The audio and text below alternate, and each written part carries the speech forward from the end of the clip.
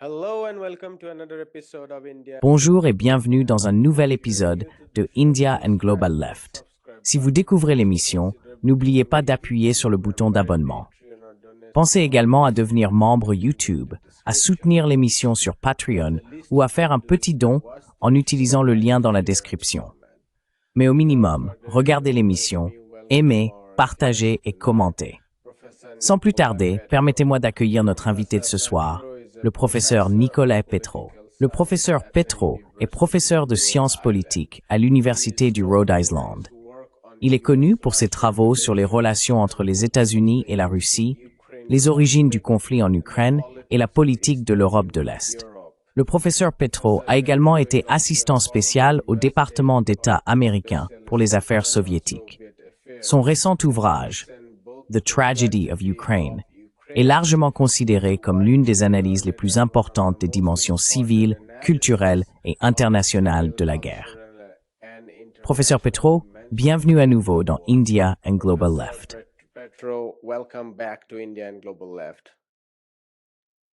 Merci, Monsieur Jyothishman. There have been a series of developments. Il y a eu une série d'évolutions dans le conflit en Ukraine. Nous avons vu le plan en 28 points proposé par les États-Unis, plus tard ramené à 20 points selon certains rapports. Il existe également un plan européen parallèle en 28 points qui a été rejeté par les Russes.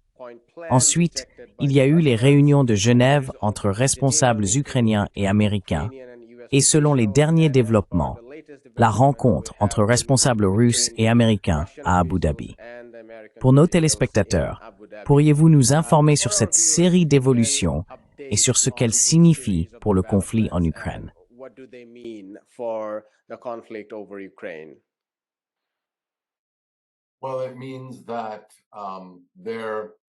Eh bien, cela signifie qu'il y a des négociations de paix en cours et que c'est toujours un processus désordonné. Il y a un célèbre dicton attribué au chancelier allemand Bismarck au XIXe siècle, selon lequel il y a deux choses que les gens ne devraient jamais voir, la fabrication des saucisses et celle des lois. Je pense qu'on peut sans risque ajouter à cette liste la manière dont les négociations de paix se déroulent réellement. Il n'y a donc rien d'inhabituel dans ce qui se passe. Cela fait simplement partie de ce processus chaotique, avec des informations divulguées à certains médias choisis dans le cadre de la stratégie de négociation des différentes parties impliquées. Et n'oublions pas que nous avons 4 acteurs majeurs.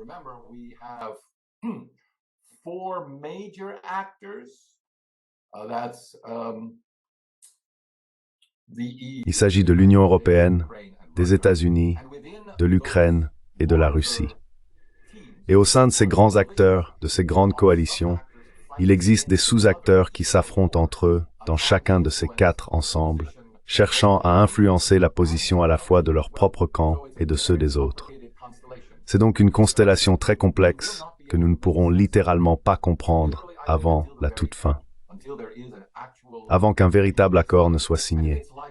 Et si cet accord ressemble à beaucoup d'autres du passé, il ne sera pas entièrement rendu public. Je peux facilement imaginer que certaines parties de cet accord ou règlement final, resteront secrètes et ne seront connues et acceptées que directement par les parties concernées.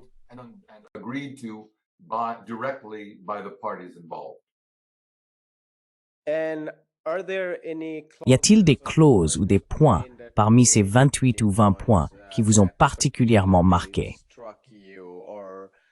Ou pensez-vous que certaines de ces clauses pourraient poser problème à l'un des deux camps? Pourriez-vous parler de quelques-unes des clauses qui vous ont le plus frappé? Can you discuss some of the clauses that might have struck you? Yeah. Je commencerai donc par le positif. On peut le résumer ainsi.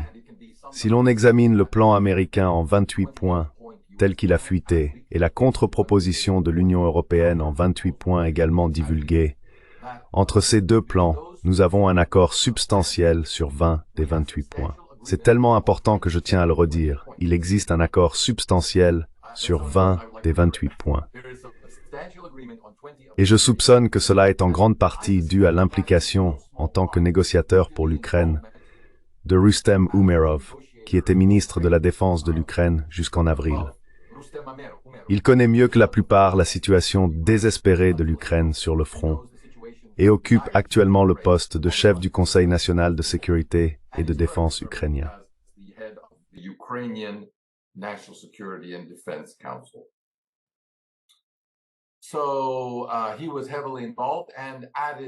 Il a été fortement impliqué et a ajouté plusieurs points clés à ces négociations, si l'on en croit les récits de la presse occidentale. Des problèmes subsistent néanmoins sur les points 3, 7, 8 et 26. Par souci de temps, je ne vais pas entrer dans le détail de ces points, mais je pense qu'il s'agit dans l'ensemble de problèmes résolubles. En d'autres termes, il existe une divergence sur le nombre exact de troupes que l'Ukraine devrait avoir en temps de paix, mais cet écart semble se réduire. Et notez bien, c'est important, qu'il ne s'agit pas d'un désaccord fondamental sur le fait que les forces armées ukrainiennes doivent être plafonnées. C'est simplement, comme dans les accords d'Istanbul d'avril 2022, la question du chiffre auquel elles doivent être plafonnées qui fait l'objet du désaccord.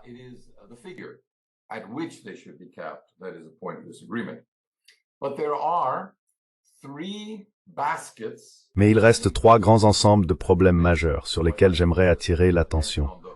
Ils apparaissent dans les deux accords, ou plutôt dans les deux propositions, devrais-je dire. Point 14. Que faire des avoirs souverains russes gelés? Point 20.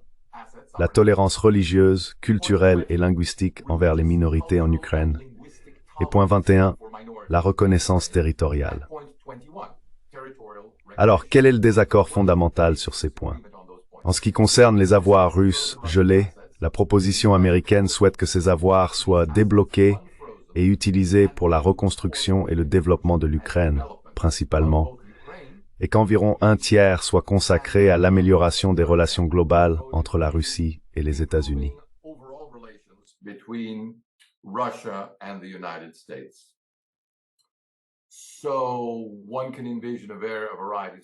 Ainsi, on peut envisager une variété de scénarios à ce sujet. L'essentiel est que les États-Unis offrent un mécanisme permettant de débloquer et d'utiliser immédiatement les avoirs pour la reconstruction de l'Ukraine. L'Union européenne ne veut pas de cela. Elle a proposé qu'il reste gelé en tant que garantie pour les remboursements de la Russie à l'Ukraine. Et depuis un certain temps, elle a proposé, illégalement, selon le droit international tel qu'il est actuellement compris, un dispositif visant à simplement s'approprier ces avoirs, les prendre, les saisir, appelez cela comme vous voulez, puis obliger l'Ukraine à les rembourser si la Russie accepte de payer une pénalité substantielle. On ne sait pas clairement à qui, ni par quel type d'instrument politique ou économique, ce remboursement serait effectué pour la reconstruction de l'Ukraine.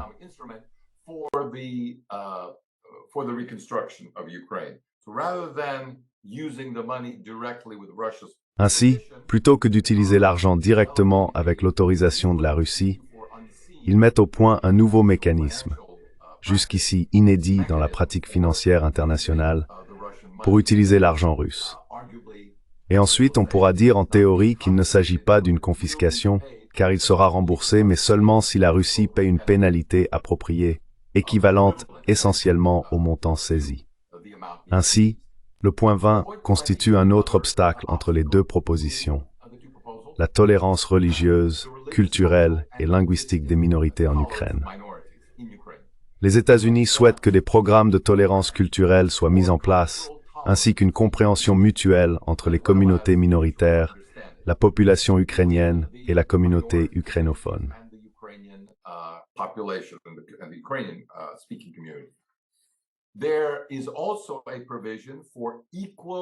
Il existe également une disposition garantissant un accès égal aux sources médiatiques et éducatives en langue russe, ainsi qu'une interdiction de l'idéologie nazie. Voilà donc les éléments que les États-Unis proposent. L'Union européenne, elle, ne soutient aucun de ces points par des mesures concrètes. L'UME propose plutôt d'appliquer les règles générales déjà en vigueur concernant les minorités religieuses et linguistiques.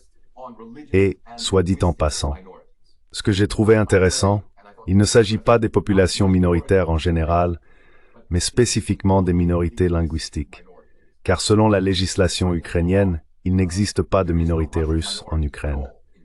Il y a encore des locuteurs du russe, cependant, on s'efforce activement d'interdire l'usage public du russe.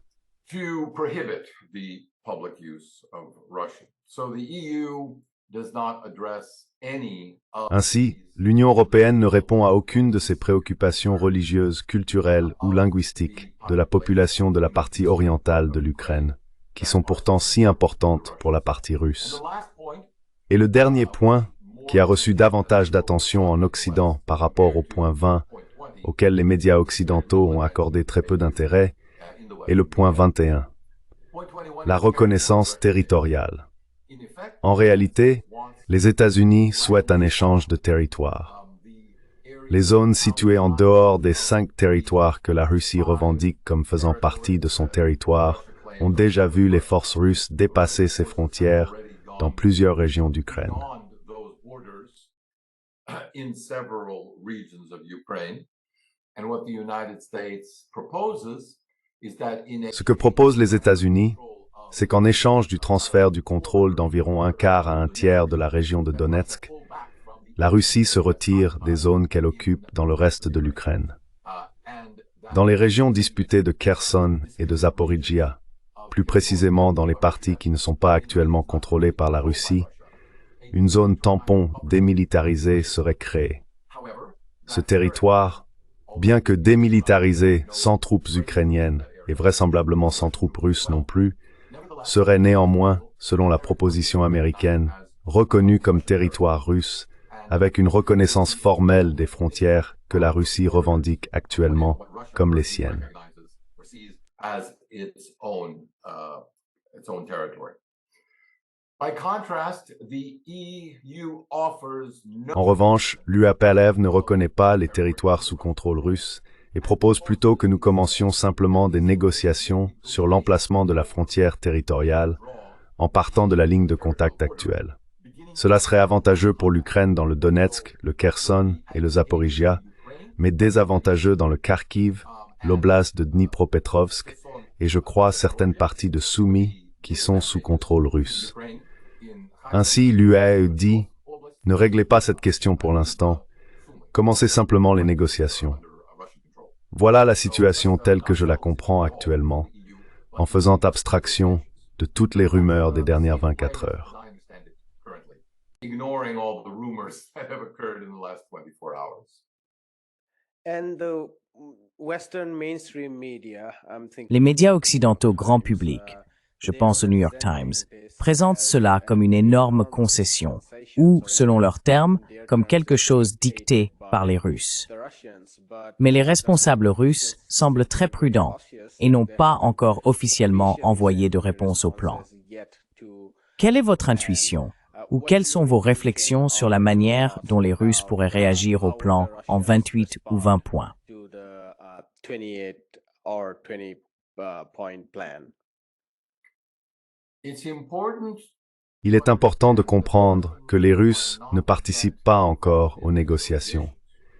Peut-être qu'ils agissent en coulisses, mais en réalité, ce qui se passe en ce moment, c'est qu'une partie de l'Occident négocie avec une autre partie de l'Occident, essentiellement aux dépens de l'Ukraine. Il s'agit donc d'une négociation interne à l'Occident qui cherche à élaborer quelque chose de solide. trying to come up with something resembling a united front that they could both then impose on Ukraine. Et l'imposer à l'Ukraine. À ce moment-là, si un tel front uni est convenu, alors les exigences de la Russie entreraient en jeu. La Russie commencerait à négocier en fonction de ses propres intérêts, en formulant des contre-propositions à tout ce que l'Occident mettrait en avant au nom de l'Ukraine. Nous avons donc probablement encore du chemin à parcourir, et l'interprétation de qui tire profit de cet accord et de qui y perd le plus variera sans doute, a déjà varié et continuera de varier largement à travers le spectre politique, selon à qui l'on s'adresse. Il existe un groupe en Occident qui estime qu'il ne devrait y avoir aucune négociation et que l'Ukraine devrait continuer à se battre jusqu'à être entièrement épuisée et très probablement vaincue. Exhausted and most likely defeated. What the West should do is encourage that. Ce que l'Occident semble faire, c'est encourager cette lassitude, car il n'existe en Europe aucune proposition sérieuse d'intervention militaire, de financement suffisant pour inverser la tendance, de compensation du manque de main-d'œuvre en Ukraine, ni d'envoi de ses propres troupes. C'est en grande partie pourquoi, comme les États-Unis et la Russie l'ont souligné à de nombreuses reprises, il n'y a jamais eu de proposition européenne indépendante de paix. Tout ce qu'ils font, c'est pousser l'Ukraine à continuer de se battre. En conséquence, dans l'un des premiers récits publiés sur les négociations, on trouvait un aperçu intéressant venant de personnes impliquées dans ces discussions, concernant l'attitude des négociateurs ukrainiens à l'égard de la proposition elle-même, encore non publiée.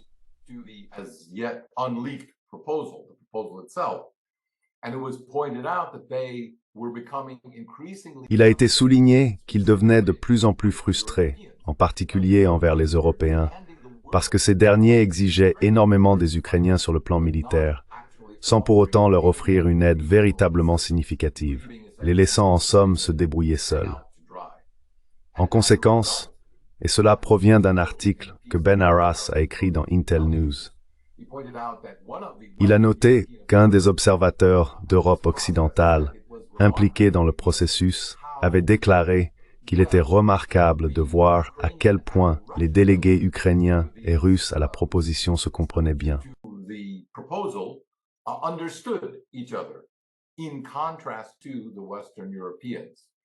Contrairement aux Européens de l'Ouest, j'ai toujours soutenu depuis plusieurs années que la meilleure façon de résoudre ce problème serait que les délégués officiels russes et ukrainiens s'assoient et négocient directement entre eux, en face à face, afin de régler la question. Qu'on fasse sortir tout le monde de la pièce et qu'on leur présente un fait accompli, ce qui garantirait en grande partie que ce soit une proposition à laquelle l'Ukraine et la Russie puissent toutes deux adhérer. Car pour l'instant, il y a tellement de parties impliquées que le résultat final, je le crains, sera, comme on dit en anglais, trop de cuisiniers gâtent le bouillon. Et en effet, il se pourrait que le produit final ressemble à cela, ce qui en ferait quelque chose qui ne durerait pas très longtemps.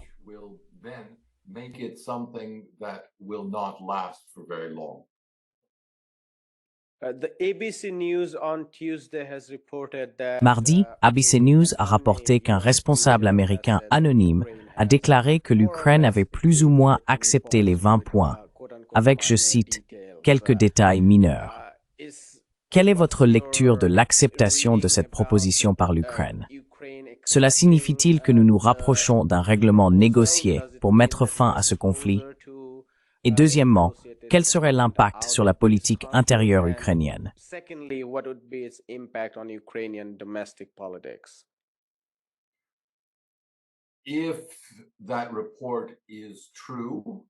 Si ce rapport est vrai, je ne serais pas très surpris, car de nombreux articles de presse indiquent que des responsables ukrainiens ont participé à la discussion sur le projet pendant au moins 2 semaines. Les médias ukrainiens, non officiels, rapportent que Zelensky a vu ce projet le 28, dès qu'il a été proposé par la Maison-Blanche. Les Européens, en revanche, ne l'ont vu qu'au début du mois de novembre.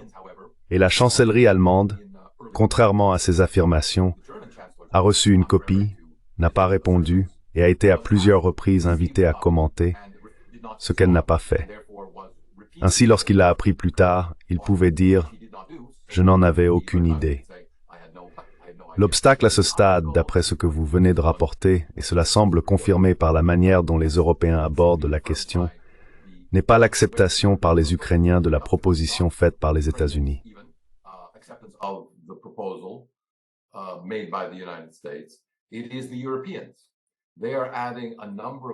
Ce sont les Européens. Ils ajoutent un certain nombre de réserves qui n'ont en réalité rien à voir avec l'Ukraine, ni sur le plan intérieur, ni dans son agenda de politique étrangère. Il s'agit avant tout de s'assurer que l'Europe participe au processus plutôt que d'en être écartée. Je ne suis pas certain que dans l'intérêt de la paix, enfin, disons-le ainsi, Il serait dans l'intérêt de la paix que l'Europe soit impliquée dans le processus. Et la Russie le reconnaît. Selon un rapport de Telenews, elle souhaitait que les Allemands fassent partie du processus. Mais la direction politique actuelle en Allemagne est animée par une hostilité envers la Russie, ce qui rend très difficile pour elle d'accepter une proposition qui réduirait le rôle de l'Europe et permettrait d'établir la paix sans supervision européenne sur le processus.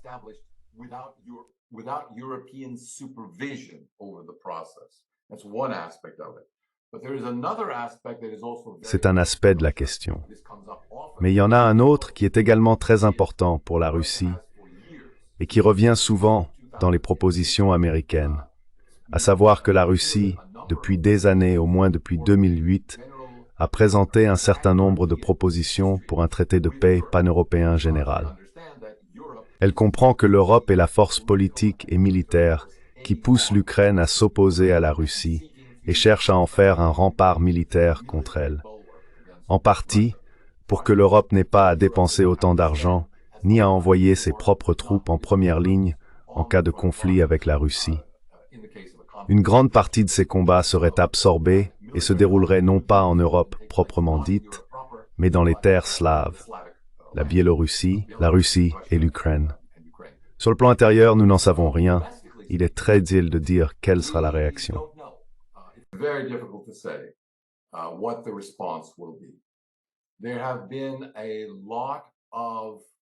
Il y a eu de nombreuses fuites visant à influencer la réflexion de personnalités politiques et financières clés en Ukraine. Mais comme les médias d'État officiels exercent un contrôle quasi total, il n'existe en réalité qu'une seule grande chaîne de télévision, le Marathon unifié, qui ne présente que le point de vue du gouvernement. Les seules autres sources dont nous disposons sont des chaînes placées sous la surveillance et la pression du gouvernement, qui opèrent donc depuis l'étranger, diffusant sur YouTube des débats, parfois avec des responsables ukrainiens, ainsi qu'avec divers autres commentateurs. Et elles enregistrent un grand nombre de vues.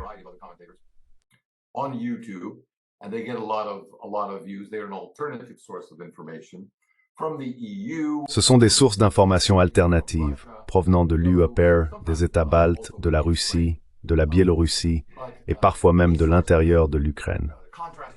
Mais ces sources diffèrent fortement du gouvernement dans leur position.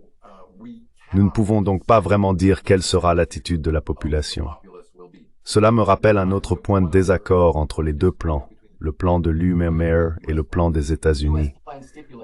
Le plan américain stipule, conformément à la constitution ukrainienne, qu'une fois un une fois un traité de paix déclaré, la loi martiale prend fin. Et une fois la loi martiale levée, étant donné que le mandat présidentiel de Zelensky est déjà arrivé à expiration.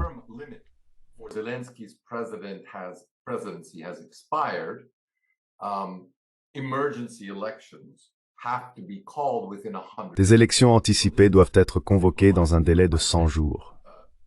Ainsi, le plan américain simplifie la situation en disant « Une fois le traité signé, l'Ukraine organisera des élections dans 100 jours.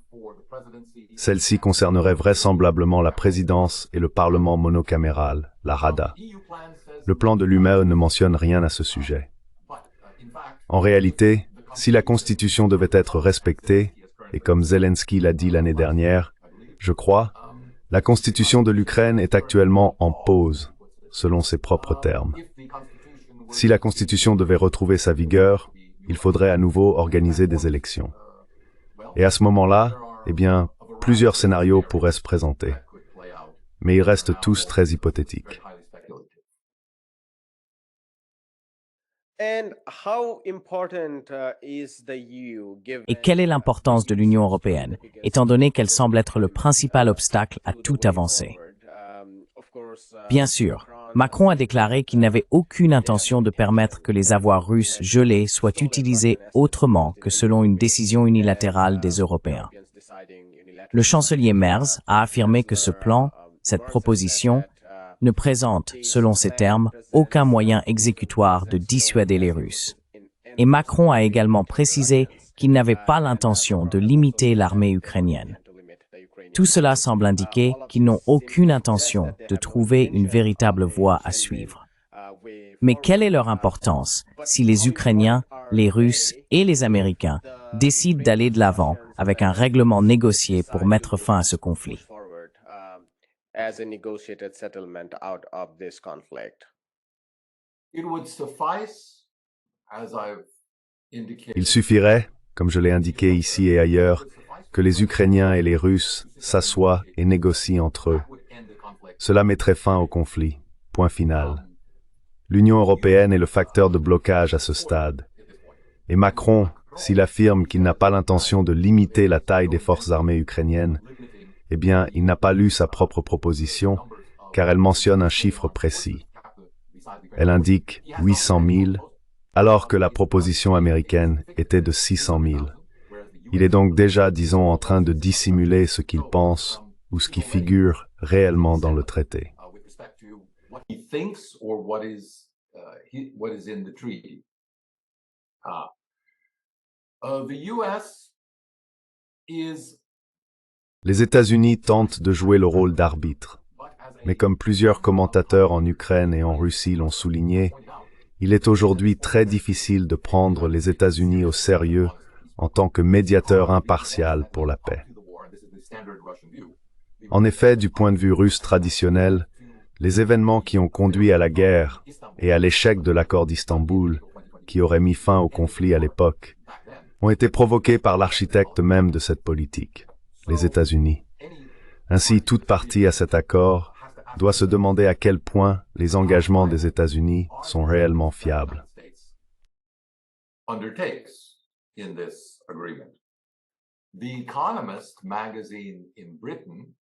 Le magazine The Economist, au Royaume-Uni, a publié un éditorial cette semaine, ou peut-être à la fin de la semaine dernière, dans lequel il affirmait sans détour que les États-Unis ne sont pas fiables, qu'ils n'ont aucune intention de jamais combattre, si nécessaire, la Russie au sujet de l'Ukraine.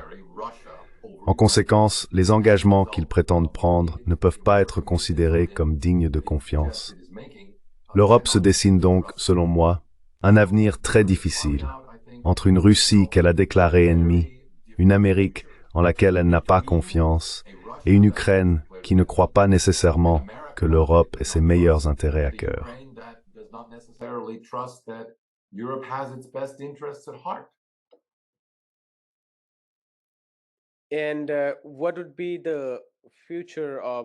Et quel serait l'avenir de l'OTAN? Je pose la question parce qu'un aspect de l'OTAN est sa posture agressive envers la Russie. Il y a aussi une dimension mondiale à l'OTAN. Même si elle s'appelle l'Alliance de l'Atlantique Nord, nous savons tous qu'elle fonctionne comme une partie intégrante de l'appareil militaire américain. Compte tenu de cette défaite en Eurasie, qu'est-ce que cela signifie pour l'Empire américain ou l'Empire occidental dans le contexte du déclin général de l'Occident? Je pense aussi à la défaite des États-Unis dans la guerre économique qu'ils ont tenté d'imposer à la Chine et à une grande partie du reste du monde, à la mise en lumière de leur campagne génocidaire en Palestine et à la stagnation économique générale en Occident. Je veux dire, on pourrait en parler encore longtemps, mais pourriez-vous situer les implications plus larges de tout cela pour l'Empire occidental?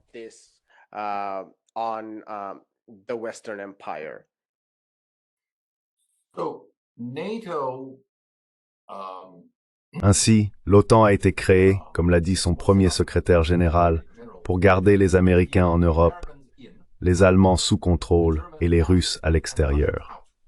C'est une formule assez célèbre des débuts de l'OTAN. Aujourd'hui, ce sont les États-Unis qui ne considèrent plus nécessairement que l'OTAN remplisse leurs objectifs mondiaux. Je pense que c'est la principale raison pour laquelle, depuis plusieurs présidences déjà, pas seulement sous Trump, mais aussi sous ses prédécesseurs, les États-Unis ont adopté une stratégie de plus en plus claire visant à instaurer une certaine distance entre leurs objectifs stratégiques mondiaux et les ressources militaires qu'ils doivent mobiliser eux-mêmes pour atteindre ces objectifs.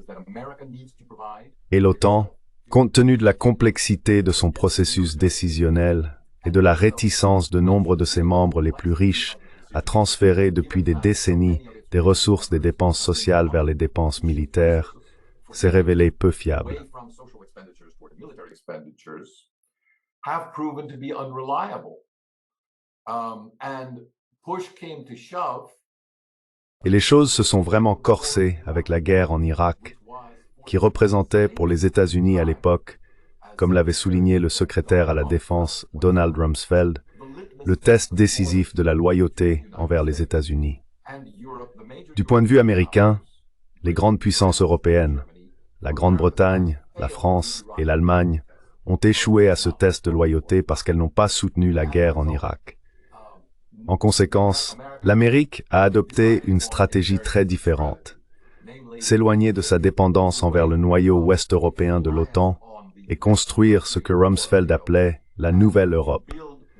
Cela signifiait établir des relations plus solides avec les pays européens anciennement membres du pacte de Varsovie, les intégrer à l'OTAN et s'assurer qu'ils demeurent redevables aux États-Unis, des pays considérés comme plus fiables et plus favorables à Washington.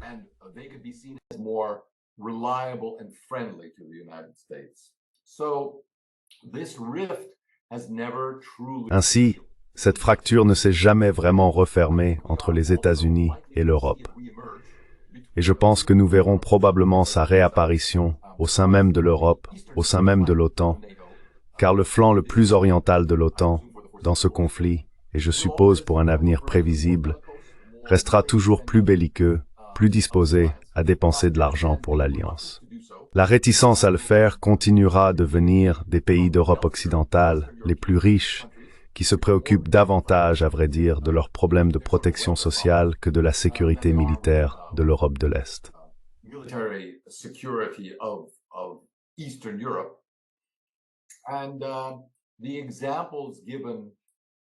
Les exemples incluent la Hongrie, la Slovaquie, et dans une moindre mesure, des pays et des dirigeants de lieux comme l'Irlande, Malte et la Bulgarie, qui prennent position, parfois même la Croatie. Ce sont des pays dont les dirigeants affirment clairement qu'ils s'opposent à l'annexion territoriale et à l'agression que la Russie a commise en Ukraine. Ils s'y opposent, mais ils sont également contre toute mesure susceptible d'entraîner une escalade du conflit et potentiellement une guerre avec la Russie. C'est donc une difficulté paralysante pour l'OTAN, et je ne vois vraiment pas comment elle pourra être résolue. L'une des solutions que la Russie continue de proposer face au dilemme propre à l'Europe à cet égard n'est pas nouvelle, mais c'est une idée qu'elle ne cesse de remettre sur la table.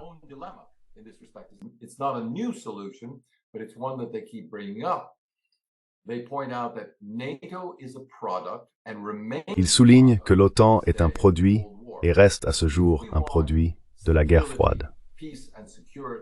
Si nous voulons la stabilité, la paix et la sécurité en Europe, cela devrait se faire sous les auspices d'une nouvelle organisation qui prenne en compte les intérêts de l'ensemble du continent, ce qui inclurait bien sûr la Russie, l'Ukraine, la Biélorussie et toutes les républiques de l'ex-Union soviétique, du moins celles situées à l'ouest de l'Oural, et qu'on commence, en quelque sorte à partir de zéro, ce qu'on pourrait appeler un nouveau processus d'Helsinki. Cela ressort très clairement des premiers points du plan américain que, vraisemblablement, ou du moins en apparence, les États-Unis approuvent.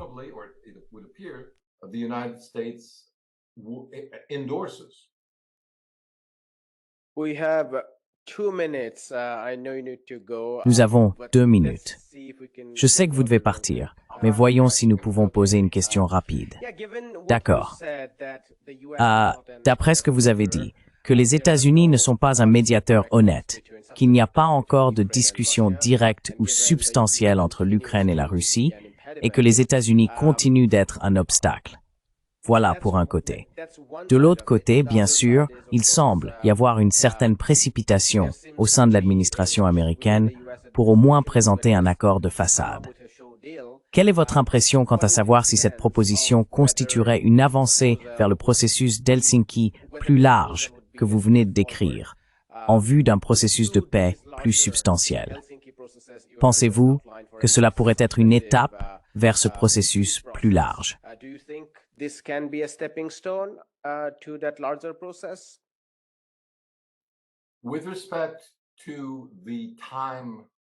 En ce qui concerne le délai fixé, il s'agit d'une technique courante, à savoir placer la partie adverse sous contrainte de temps lorsqu'on cherche à l'empêcher d'utiliser d'autres ressources ou de rallier des soutiens en sa faveur. C'est précisément une méthode que l'administration Trump, mais pas seulement elle, a utilisée par le passé pour obtenir un certain résultat, pas nécessairement le meilleur, mais un résultat tout de même. Et cela a beaucoup de sens dans le contexte de la manière dont l'Ukraine a mené ses négociations avec la Russie depuis 2014, donc depuis 10 ans. Cela inclut Minsk I, Minsk II, Istanbul et le reste du processus de négociation.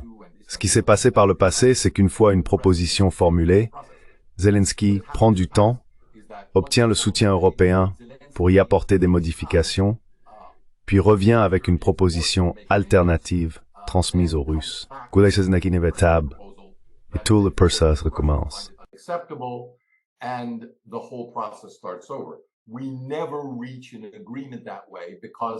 Nous n'arriverons jamais à un accord de cette manière, car toute la stratégie consistant à demander plus de temps vise à empêcher un règlement négocié. La seule raison pour laquelle nous avons obtenu l'accord de Minsk II d'ailleurs, c'est que les principaux acteurs se sont assis et ont négocié directement pendant 48 heures, décidant qu'ils devaient parvenir à un accord dans ce délai. Je pense donc que si la limite de temps est respectée, une forme d'accord a de bonnes chances d'émerger. Tout accord à ce stade constitue un pas en avant, non pas parce qu'il sera acceptable pour les Russes.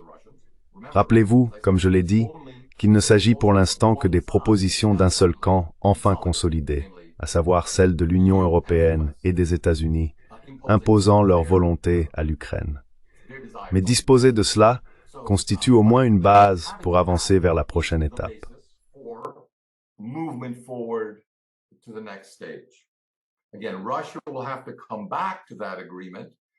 Encore une fois, la Russie devra revenir à cet accord et examiner quelles parties sont acceptables et peuvent être renégociées. L'aspect positif du fait qu'au moins un document émane du processus actuel à Genève est qu'il fournit quelque chose de concret, une base sur laquelle s'appuyer pour l'avenir. Après tout, comme cela a été souligné, l'accord actuellement négocié à Genève ne sort pas de nulle part.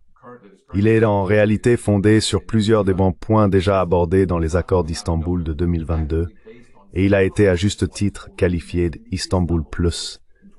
Je suppose que la prochaine étape serait Istanbul Plus Plus, et ainsi de suite, jusqu'à ce qu'un règlement final négocié soit atteint.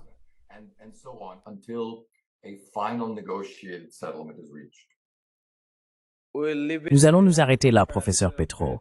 Merci beaucoup pour votre temps. C'était une conversation très enrichissante. Merci.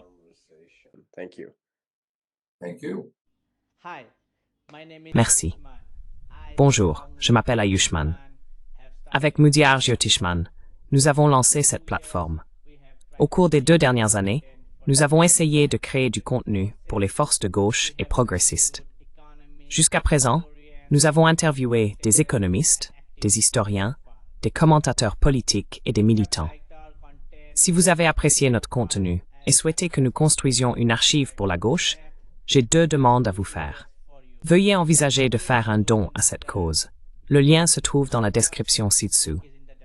Et si vous ne pouvez pas le faire, ne vous en faites pas. Vous pouvez toujours aimer nos vidéos et les partager avec vos camarades.